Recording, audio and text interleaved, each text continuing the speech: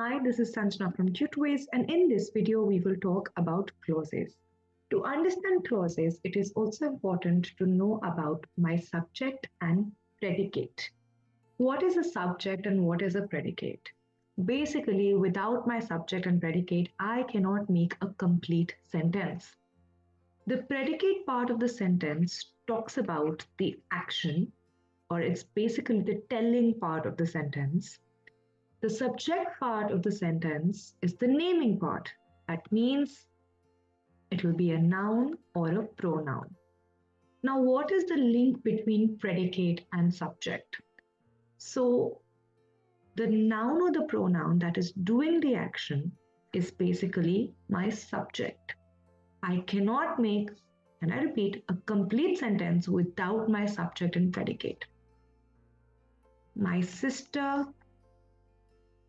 danced all night.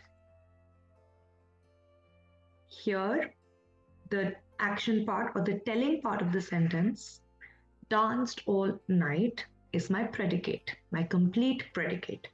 And my sister becomes my complete subject because who did the dancing? My sister did. Now, how are subject and predicate linked to clauses? So, in English, whenever I put a few words together, they can either make up a phrase or a clause. Phrase only has few words put together. However, in a clause, I will have a subject and a predicate. Let us look at a few examples. In the evening, 3 words put together. They, however, do not have a subject and a predicate. Is there an action happening? Is there any indication of who is doing the action? No. This makes up for a phrase. Tom's friends laughed. Is there a predicate? Yes, the action is laughing. They laughed. And who laughed? Who is the they?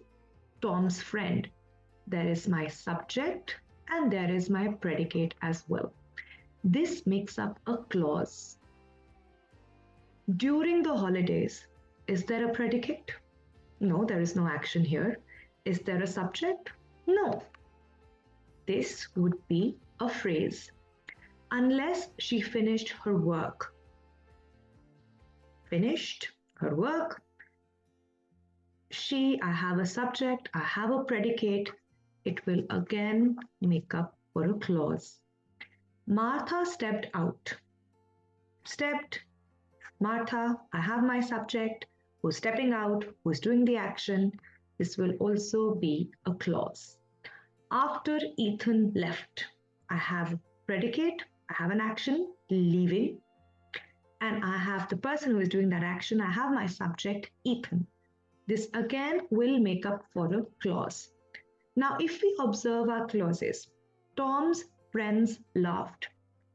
This is a complete sentence on its own. It can stand independently.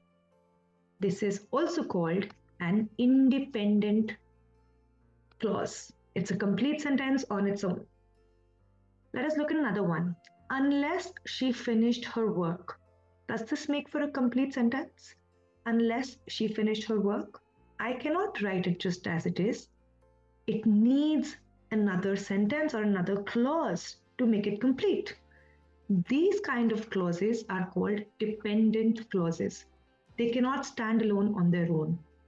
I need an independent clause and a dependent clause to make up a complete sentence. Martha stepped out. Again, I can write this sentence on its own. It's a complete sentence. It's an independent clause. After Ethan left, I cannot just leave it like that. After Ethan left, it's incomplete.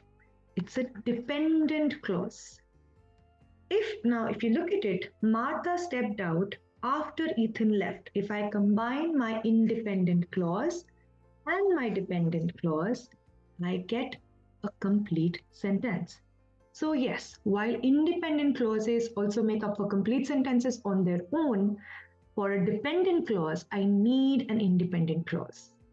And that wraps up our clauses.